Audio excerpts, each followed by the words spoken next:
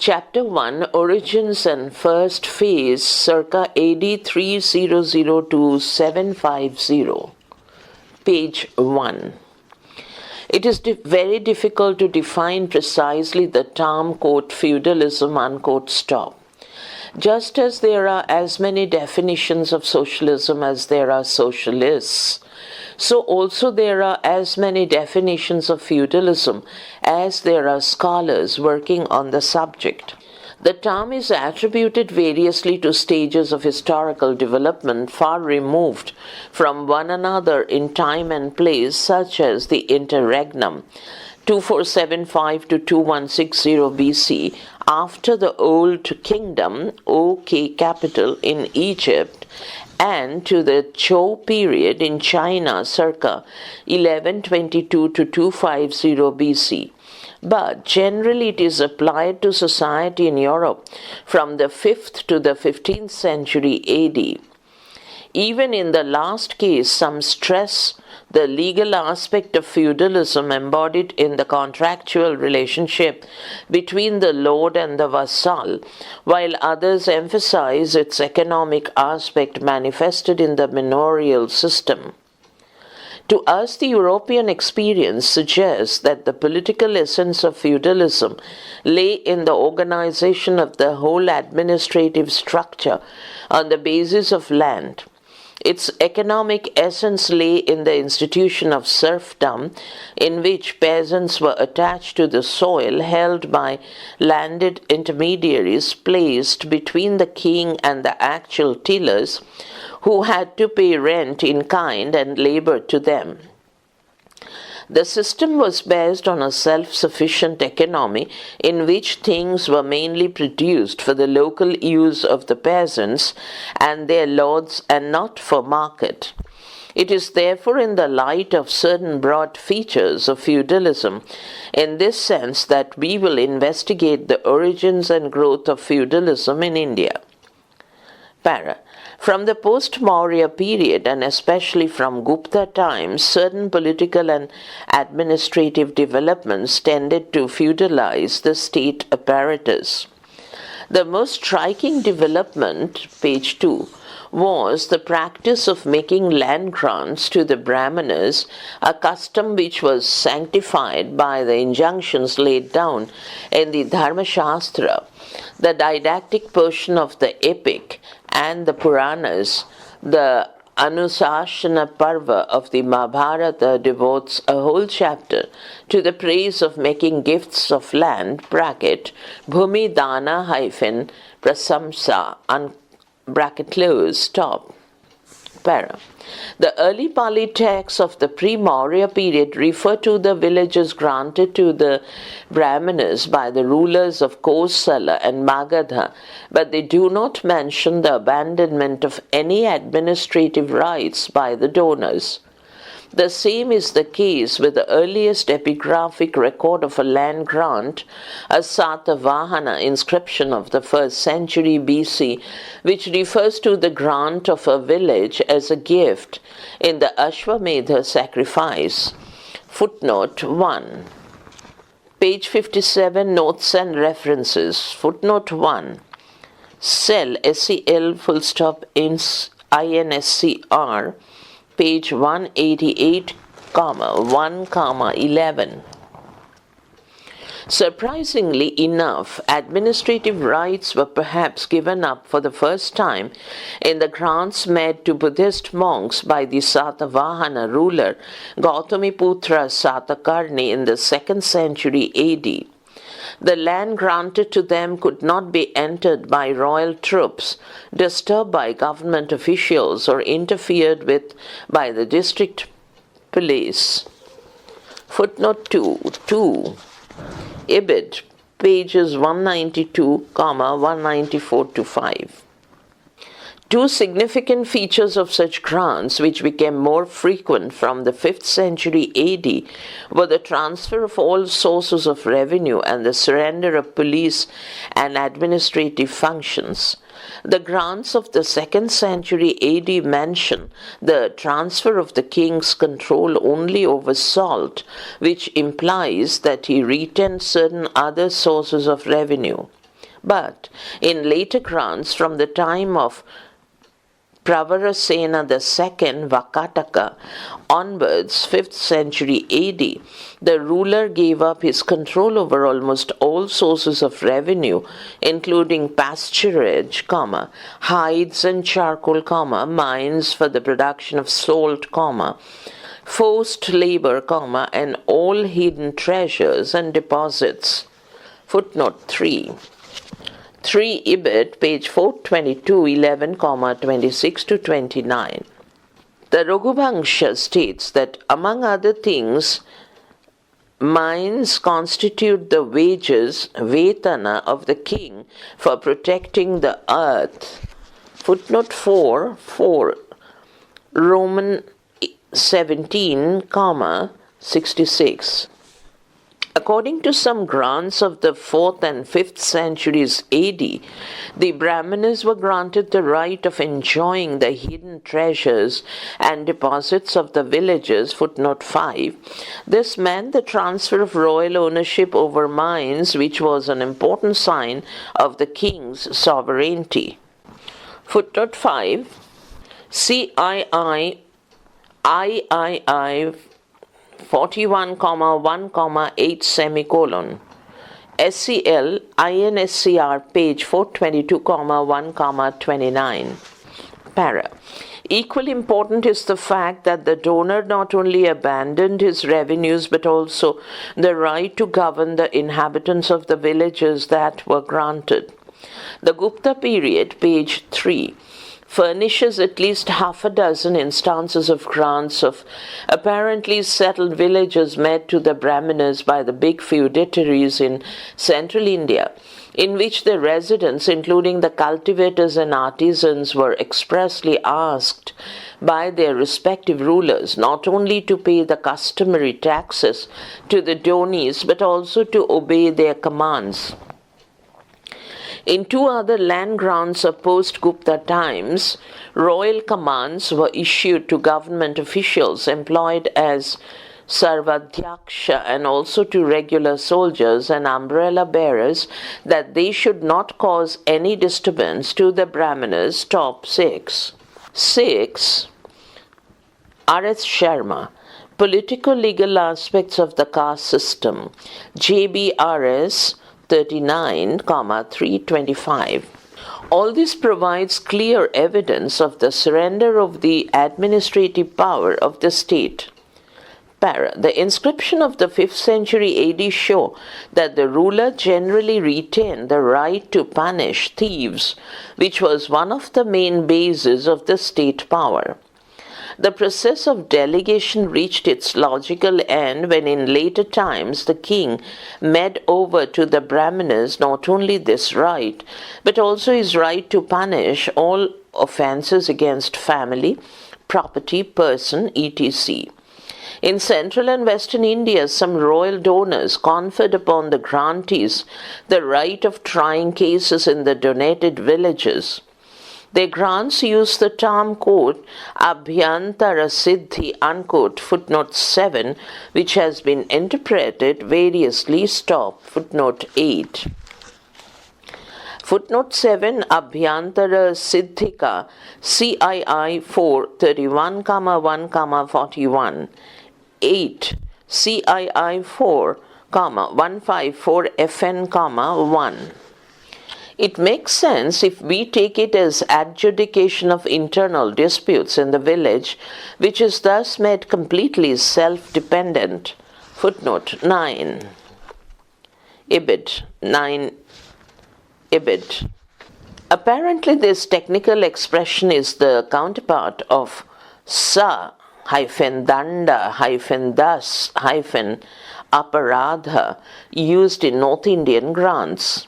But while the later limits the grantee's jurisdiction to criminal cases, footnote 10, the former extends it to civil cases so that, armed with such powers, the donis could turn the benefices into practically independent pockets.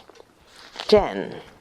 Ibid 3, 189-90 FN 4. Para. Of the 7 organs of the state power mentioned in literary and epigraphic sources, taxation system and coercive power based on the army are rightly regarded as 2 vital elements. If they are abandoned, the state power disintegrates. But this is the position created by the grants made to the Brahmanas. The fiefs are usually granted for as long as the existence of the sun and the moon, which implies the permanent breakup of the integrity of the state. The grants to priests can be traced back to pre-Maurya and Maurya times.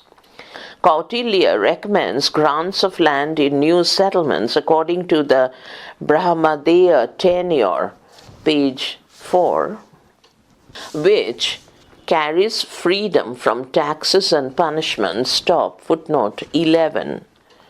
11 AS 2 1. But the position changes in the Gupta period.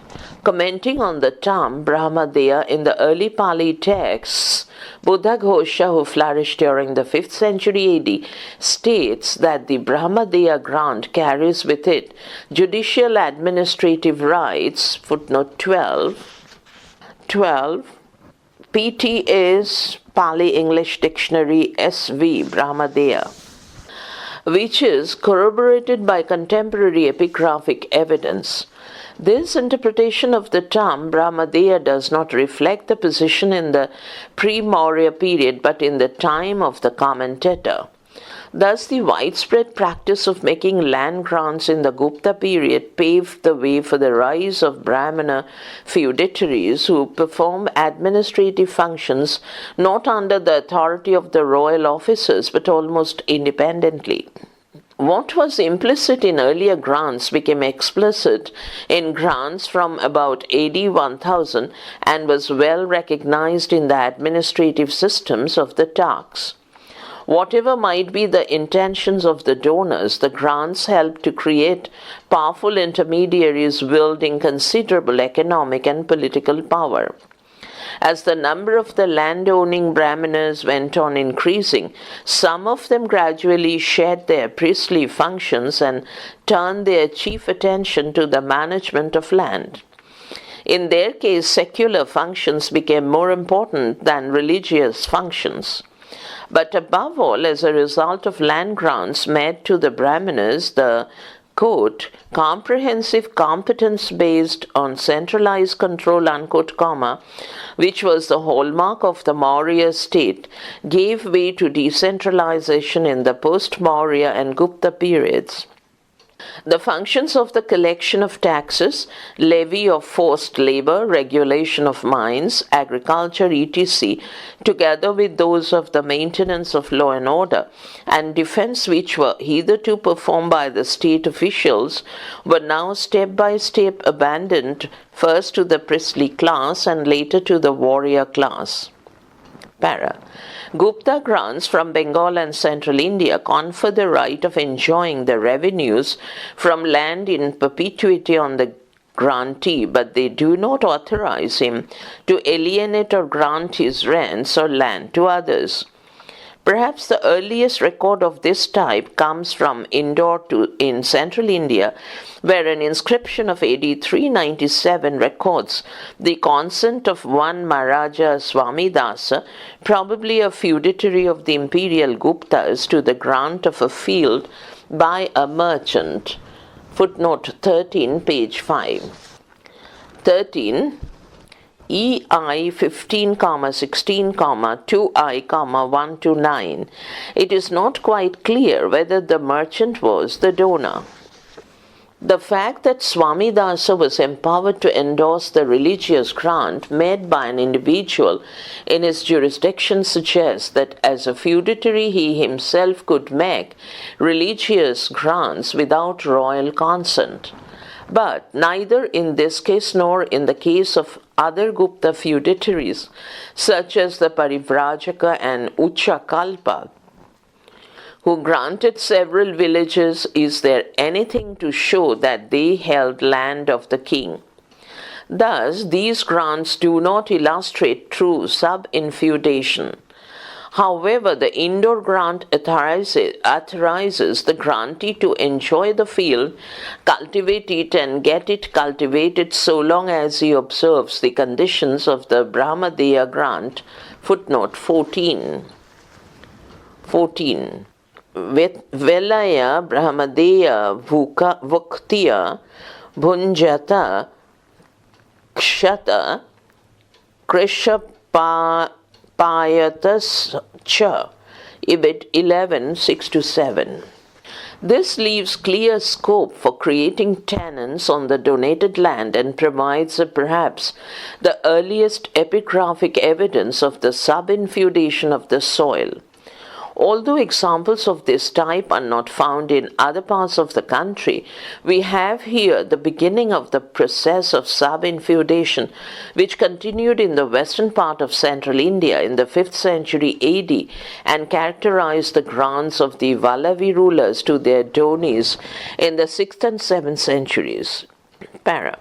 It is significant that the heart of the Gupta Empire, which covered the modern states of Uttar Pradesh, Bihar, and Bengal, hardly knows of any grant of village or land made by any feudatory chief without royal consent, all such grants being confined to the periphery of this area in the outlying regions, whose chiefs owed only nominal allegiance to the imperial Guptas.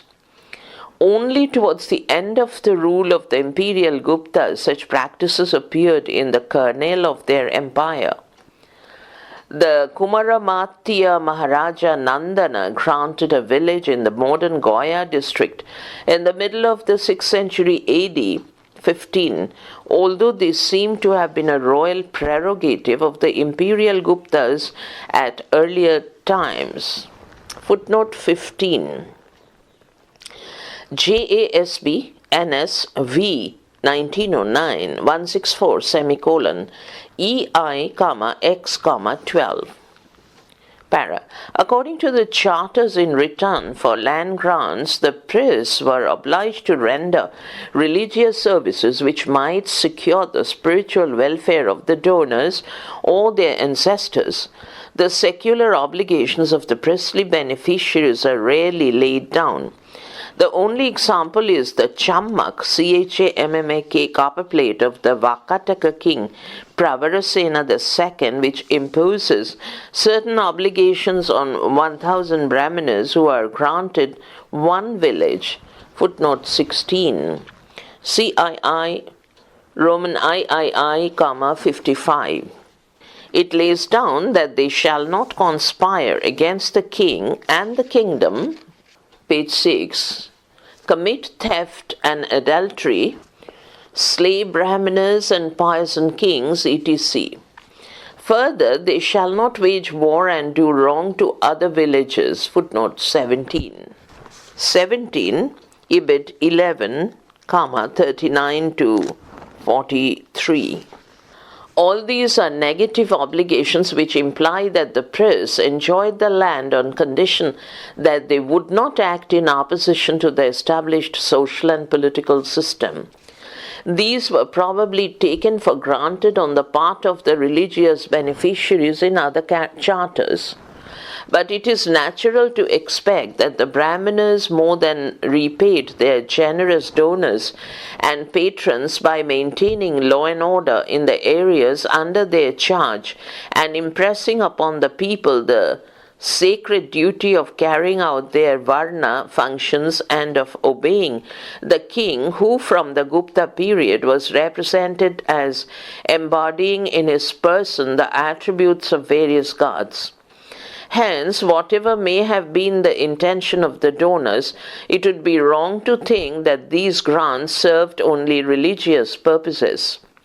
Certainly, the priests prayed for the spiritual well-being of the donors and their ancestors and never supplied any soldiers as the bishops did in England, but where was the need for military service if the people could be persuaded to behave themselves and to acquiesce in the existing order? Question mark.